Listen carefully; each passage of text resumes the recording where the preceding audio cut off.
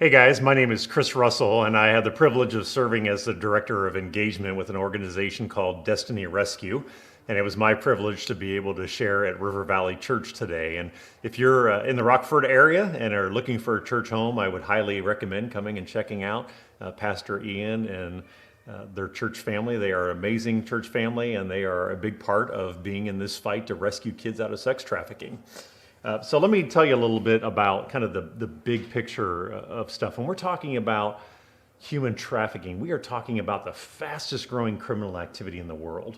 Human trafficking makes over $150 billion a year, and about 99 billion of that is specifically sex trafficking. And we believe that between 97 and 98% of victims of sex trafficking are women and young girls. So it is a massive, massive issue. It's happening in every country on the planet. It's happening in every state in our country as well. So it's not something that we have the choice to stick our heads in the sand on.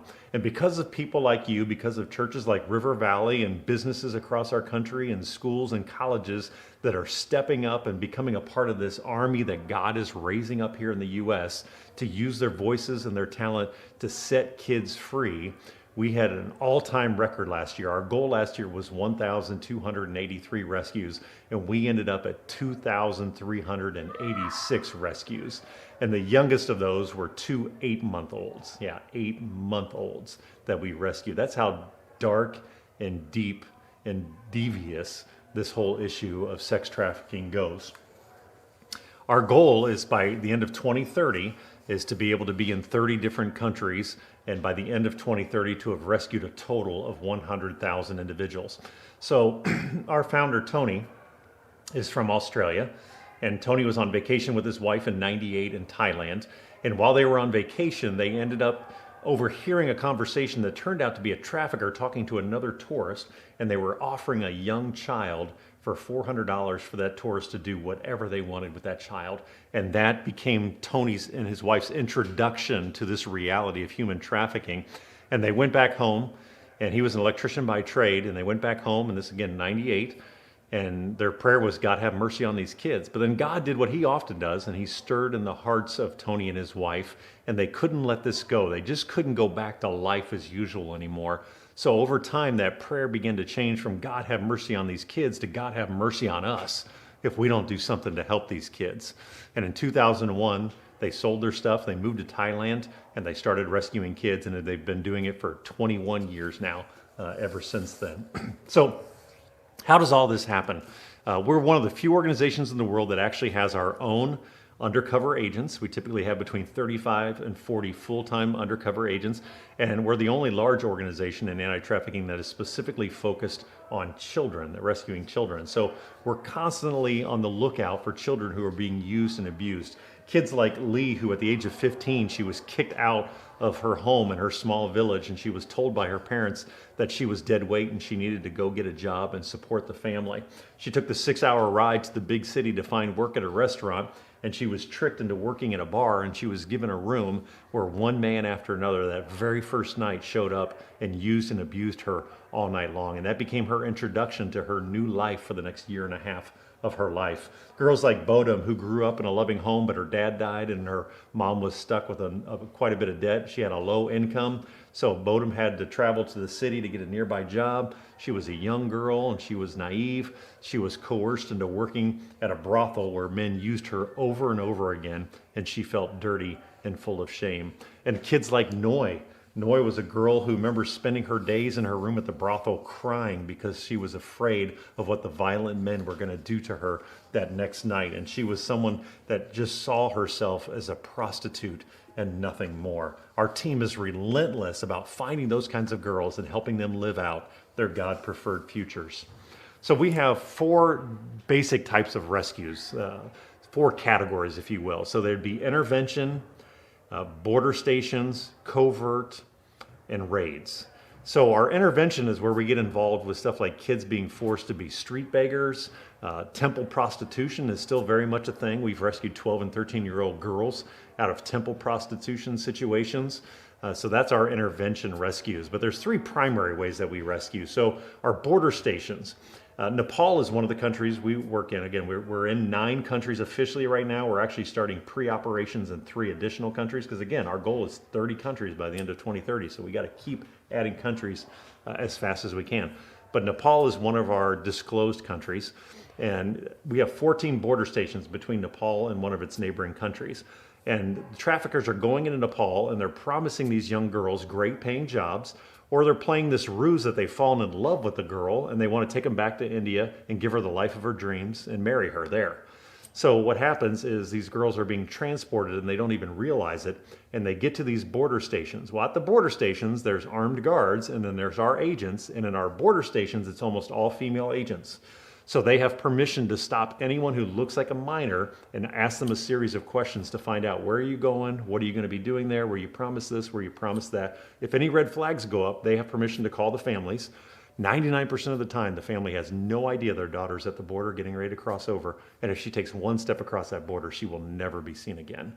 So the good news about those is they're preemptive. We are interrupting the traffic flow, and almost all of these girls have not been abused yet, but they definitely were going to be abused if we didn't interrupt that traffic flow. So that's about a quarter of our rescues. Another quarter of our rescues are what we call covert rescues. Now, I'm not one of our undercover agents, but when I go and travel to our countries and see our work firsthand, I get to go out undercover with our undercover agents. And when we're going out undercover, we're pretending to be a group of guys out for a fun night on the town. So we're going into bars where we believe underage girls are being used. We're sitting down at a table ordering our drink, and then the girls gather around the table. And they don't have hello, my name is tags on. Nobody cares what their name is. No one's there to learn their name. They're there for one reason only. In fact, many of the places, the girls literally have numbers pinned to their outfits, and that's how you order them for the night. And our goal is that by visiting a couple nights, we build a trust level with this girl to the point that we can eventually pay the bar fine, where the bartender thinks we're taking them away to our hotel to have sex with them. But what we're really doing is taking them to a safe place where one of our undercover agents that's native to that country, or one of our social workers is, that's able to say, hey, this is who we really are. This is what we can do to help you out, to get you out of this situation and start living out your God-preferred future. So that's about a quarter of the rescues. And then the other half of our rescues is through raids. Now, raids is where we take things to a whole new level. Raids is where we have what's called an MOU. It's a memorandum of understanding. It's just a legal document that is an agreement between us and whichever country we're in that says, hey, we're working on this together to fight trafficking. And when we have that, now our guys are able to have undercover body cameras, whether it's on their clothes, their backpack, whatever that looks like. And we're going into establishments, and we're not just looking for girls now, we're also gathering video legal evidence against the traffickers. And when we get the green light from the local police that we can go in, we will go in and do a joint raid where we rescue the girls, we arrest the traffickers, we shut down businesses, and then we're able to prosecute those traffickers to the fullest extent of the law, which is awesome. And so those are the 4 primary ways that we do rescue. So one of the things that's important is to understand is that these girls, I could tell you story after story of girls who have been rescued, but their rescue stories, they don't start the night that our agents get them out of that situation. That's not the beginning of their rescue story. The beginning of their rescue story is when people like you and me decide to start using our voices, our influence, and our resources to raise awareness and raise the funds to rescue a child. That's where a rescue story truly begins. And then when we do our part, that enables and empowers and equips our team to do their thing and eventually get into those situations and get those girls out. But they can't do what they do if we don't do what we need to do on our end here. So it's very important that we take that next step in knowing that today we literally can be a part of launching a brand new rescue story. It's not just about setting kids free. We want to make sure they stay free for the long haul. It doesn't do any good to rescue kids if we don't set them up for long-term success. So we have what we call the freedom path. And that's going to be unique for each girl because, again, if you're rescuing an 8-month-old, the needs for that 8-month-old are extremely different than the needs for a 25-year-old. So the people who work with each of these girls and that knows them the best is going to help come up with this freedom plan. So they're going to look at the girls' medical needs and social needs and psychological needs and relational needs, social needs, all those things that these girls need to make them a holistic person. These ladies are going to look at that and they're going to come up with a plan that's going to help them be successful and ultimately help them reintegrate back into society and have a job where they can make good money and take care of themselves and their family safely and not get pulled back into that trafficking situation. So when we're talking about the financial side of things, I'll get to the thing that I'm really excited about here in a minute, but the financial side, because the finances is important. We raise funds, it rescues kids, so obviously it's extremely important. Two of our programs, one is Rescue a Child. On average, it costs about $1,500 to rescue a child. That's the average cost to fly our agents into where we believe girls are being used and abused, to do their investigative undercover work, and to get that girl out of that situation and get them to a safe place to start their freedom path. On average, it's about $1,500. So we know for $1,500, a child is going to get their life changed forever. And that is amazing. And guys, we live in the richest country in the history of the planet. What more are any of us going to do with $1,500 in our lifetime that would be more significant than rescuing a child out of this horrible type of situation? So the Rescue a Child is the $1,500. Some people are capable of doing that completely on their own and can do it today. And if that's you, lean into that and do that and know that you are setting a rescue story in motion today if you do that. You can go to our website, destinyrescue.org, and there's a give tab on there, and you can sign up for the Rescue a Child, or you can sign up for the next one that I'm going to talk about, which is the Rescue Partner. This one I'm excited about because everybody can be a part of this. We believe everybody can be a part of this. You know, Psalm 82:4 says, rescue the weak and the needy, deliver them from the hands of the wicked. That's our marching orders as Christ followers. Deliver these children, these precious kids, from the hands of these evil people who would do them harm. That's our marching orders, and we all get to be a part of that. And as rescue partners, that's a monthly giving that you do every single month, and it's whatever amount you feel God leading you to give. I literally have high school students who do $1 a month, and I have adults who do $1,500 a month. They rescue a kid every single month. But it's the idea that all of us can do something, and if all of us do something, then you add all that together, and we're talking about a lot of kids getting rescued on a monthly basis. So the Rescue a Child and the Rescue Partner are the primary things financial. Now let me talk to you about the thing that I love the most. As a pastor for 23 years, the thing that I love the most is when I get to see the faith activated in his people. And that's what this is all about for me, is helping people figure out what their best yes looks like. How do they use their voice, their influence, and their resources to rescue the most amount of kids possible. So when we're talking about that, God has never wasted a day in your life.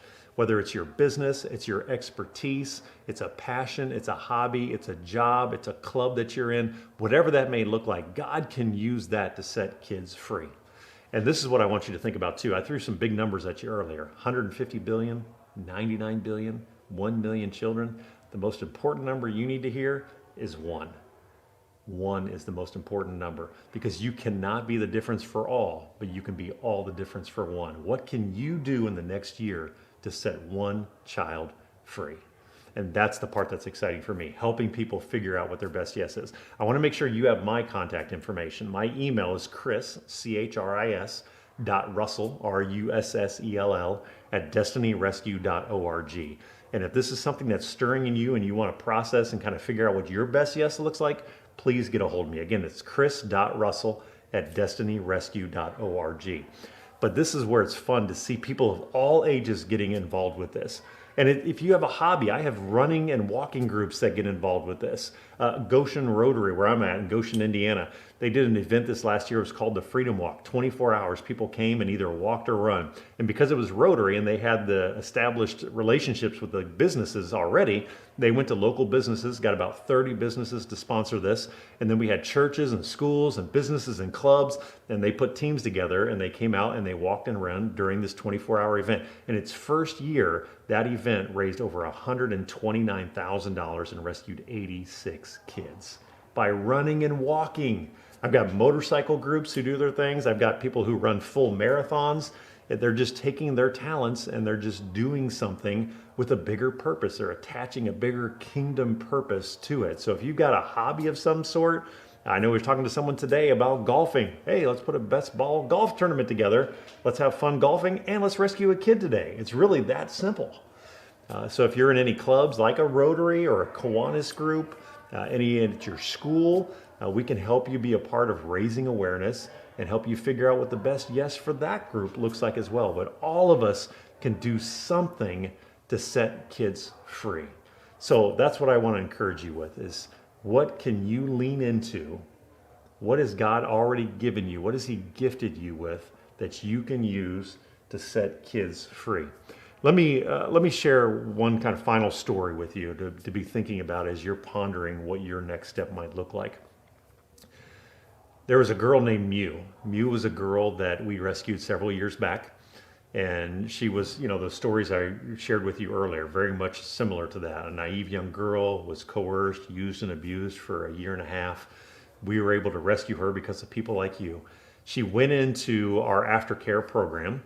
She eventually went into our cosmetology training program and went on to open up a salon with another girl who we had rescued. But at one point while she was still in our care, we had a Christmas party. And at that Christmas party, you can imagine this room full of, 12 to 18-year-old girls and how loud and rambunctious that gets. And they're having fun, teasing each other and doing what you'd want to do at a Christmas party, having fun. But then the atmosphere changed and the kids started to share a little bit of their stories and shared a little bit about what they'd been rescued out of. And Mew's a pretty quiet girl, but eventually she got up and she shared her story as well. And when she got done, she said something that resonates so deeply with me and is such a big part of what motivates me on a day-to-day basis to do what I do. When she finished, she looked at the rescue agent, she looked at our caseworkers, and she simply said this. She said, "Thank you for considering my life worthy enough to come and rescue." As Christ followers, these girls are daughters of the King of Kings and Lord of Lords, and they are priceless, and they are worth fighting for. They are worth whatever sacrifice. Think about any girls in your life, whether that's kids, grandkids, friends, cousins, neighbors, whatever that is. What extent would you go to make sure that that girl was able to stay free and knew that she was loved and cared for and was able to share the love of Jesus Christ with her? My guess is you're like me. I've got 3 girls that are 18, 14, and 8, and I would do anything to keep them safe and help them know that they are loved. And my guess is you would do the same thing as well. And that's what we're asking for, is like that you would consider this bigger picture, see the world the way that God sees it, and decide to join in this fight. If you're interested in learning more, again, you can get a hold of me at chris.russell@destinyrescue.org, or you can get a hold of Pastor Ian here at River Valley Church. Again, if you're looking for a church home, if you haven't landed somewhere, come and check out their services at 10 o'clock on Sunday morning. So I'm sure they would love to see you, and you will be greeted with a warm handshake and smile, and people who love God, love you, and want to help you take your next step in following after me. Thank you for joining us online. I hope that you learned some stuff that's new to you, and most importantly, I hope that your heart is getting stirred up to not only just think that this is a good thing that people are rescuing kids, but that you want to be a part of the fight as well. Have an awesome day. Welcome to the battle.